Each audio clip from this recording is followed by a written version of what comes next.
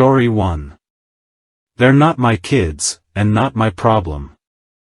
About a month ago, I found out both of my children were the results of my soon-to-be ex-wife's affairs. I've had a feeling for a while now that both them were not mine. 6 years ago when my son was born, I was the happiest I had been in my entire life. I had married my best friend, we had a child together, and everything seemed amazing. That was until he started getting older.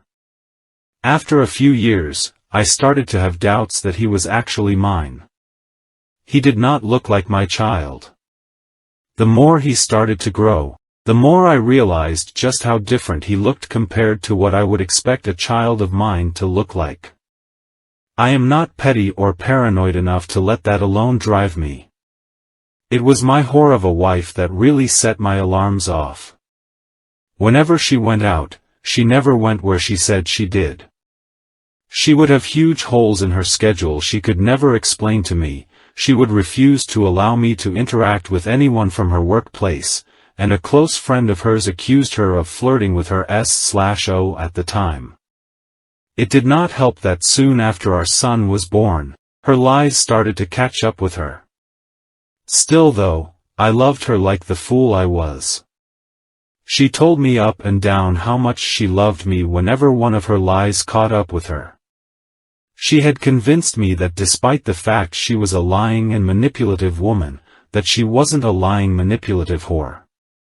Last year, she got pregnant again, and I still held out a small bit of hope that it was mine.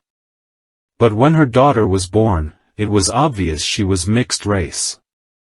I refused to sign the birth certificate, and the paternity test I demanded afterwards proved my suspicions right all along.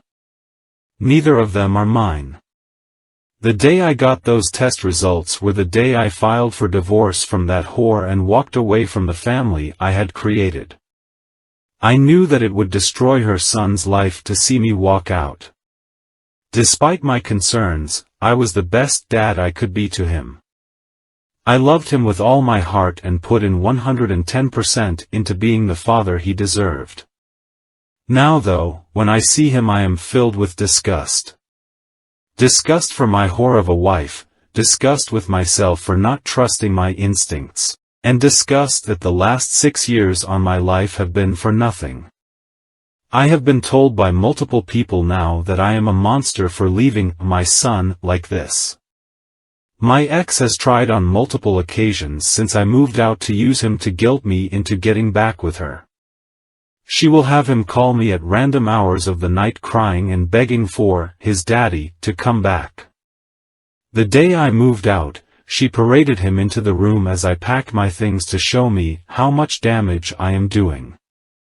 In every conversation that he is brought up, both online and off, I am berated and shamed. That despite the fact I am not the boy's biological father, I am his dad. What I have sadly now realized is that, to most, my own feelings mean nothing. My parents are my only supporters through all this, with my own siblings calling me a despicable person for abandoning a child like that. My feelings of betrayal and sadness mean nothing, because a child is involved. I know it is not his fault. I know that the man he called his father for his entire life just walked away, but why am I expected to man up? Why should I have to pretend everything is fine and I do not feel contempt for this entire situation? Why should I put my own life and feelings aside? I never was the boy's father, I loved him like one and honestly still do, but I would come to hate and contempt him if I had to play that role. Hate myself for not standing up and taking my own life back into my own hands. He is not my child, and even though it is not his fault, he is not my problem anymore. Edit. Wow, this post certainly blew up. Guess airing my dirty laundry accomplished something. Anyway, I've seen a few common questions so I'll just answer them here. 1. Her son knows the truth of why I left.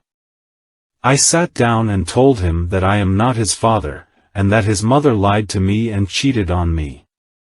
I made it clear I am not mad at him, that it is not his fault this is happening, and no matter what I will still think he's an amazing kid.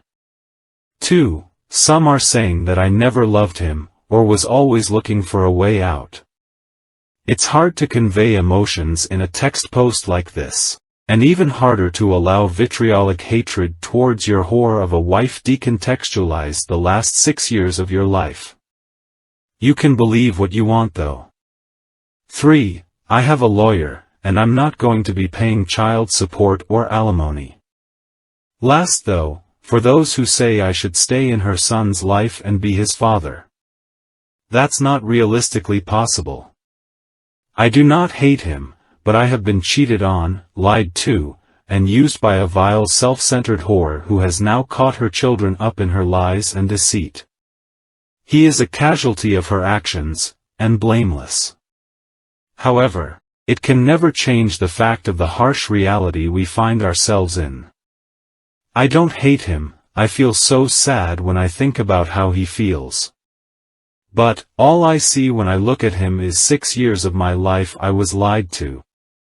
6 years of my life I was used. And 6 long years of built-up doubts and frustrations with a woman who used me. There is no putting aside my hatred to try and be in his life, because the life I lived with him was nothing more than a facade cultivated by his mother. This is the harsh reality I find myself dealing with, and I simply cannot in good faith put myself or him through it anymore. Edit 2. Since I am seeing many armchair lawyers in the comments saying this post is fake on grounds of what I said above. I will not reveal what state I live in, but I am currently going through a fun legal process called disestablishment of paternity. Won't shut up 90% of you who think Google makes you a lawyer, but at least I tried. Edit 3. This is going to be my last edit before I move on from this small little distraction I created for myself. First, I want to thank everyone for their kind words to me. In the comments, the DMs, and the chat. You have given me a bright day for the first time in a while. I wish I could reply to all of you, but I cannot thank you enough. Secondly, I have noticed many people criticizing the word I used very profusely to describe my soon-to-be ex. I want to just say, the place I am now is one of the darkest I have been in my life. I see nothing but white-hot rage for the woman who ruined my life. Is what I said inappropriate? Is the word I used to describe her dehumanizing and vile? Yes, I will admit that. But I won't apologize for it. What I wrote here today was the truth of the world as it is for me right now. It is the raw, unadulterated stream of consciousness of a flawed man. I do not intend to try and get people to hate women, or to push some misogynistic message about how women are terrible. That is not my goal here, and that is not the message of this post. I understand why people do not like the word I used here, and you know what, I accept that as a valid criticism of what I did here today. I came here today to simply find some outlet for the situation I find myself in. To rant, mourn, and deal with the complex and raw emotions that have torn me apart for the last month. A place where I can freely speak my mind. And you know what, I did that. Today was pretty alright thanks to you guys. Again, to everyone who showed me love and support, thank you from the bottom of my flawed heart. To those who came here disagreeing with me but showed me respect, thank you as well. After the shame and ridicule I face in my real life, the respect you showed me despite your disagreement was nice. So long, and thanks for all the fish. Story 2. My brother's flight got delayed 30 minutes and I'm terrified to tell my wife plus update. Let me explain. I haven't seen my brother in 2 years. He is coming to stay in the town I live in for a few days for work and has plans of staying at my house for one night of his several-night stay. We plan on getting a drink, a bite to eat, then head back to my place to chill for a few. My wife is very abusive, manipulative and controlling. She has spent the last few days berating me for seeing my brother. It goes against her evil agenda of trying to separate me from anyone and everyone I love. She has been making comments about how fucked up it is that I expect her to put 2 kids to bed tonight by herself.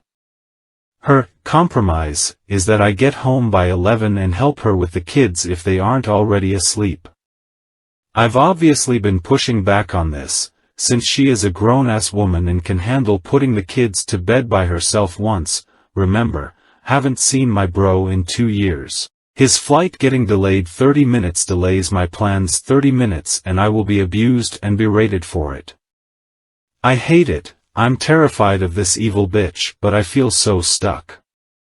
Edit, holy crap, this blew up. Thank you to everyone for the kind words and support.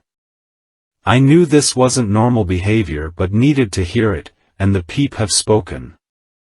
My wife is BPD possible narcissistic and is very extreme in her responses to anything she doesn't like or agree with. Because of this, I have slowly been conditioned to let her have her way and abuse me. It happens so subtly and right under my nose. Abuse against men is real and I can't believe I let it get this far. I have taken steps toward a divorce, but pulling the trigger on it has been hard. The idea of not seeing my kids every day is terrifying, but as many have pointed out, they'll be better off to get away from this environment. As for the people who told me to grow a pair or man up, I get it, and you're right. There is a responsibility on my part to establish boundaries, but the consequences of attempting to do that at this point include her attempting to get me fired, trashing my office, etc. She goes there. And am working closely with a therapist to navigate my way out with minimal collateral damage. Thank you to everyone who direct messaged me as well.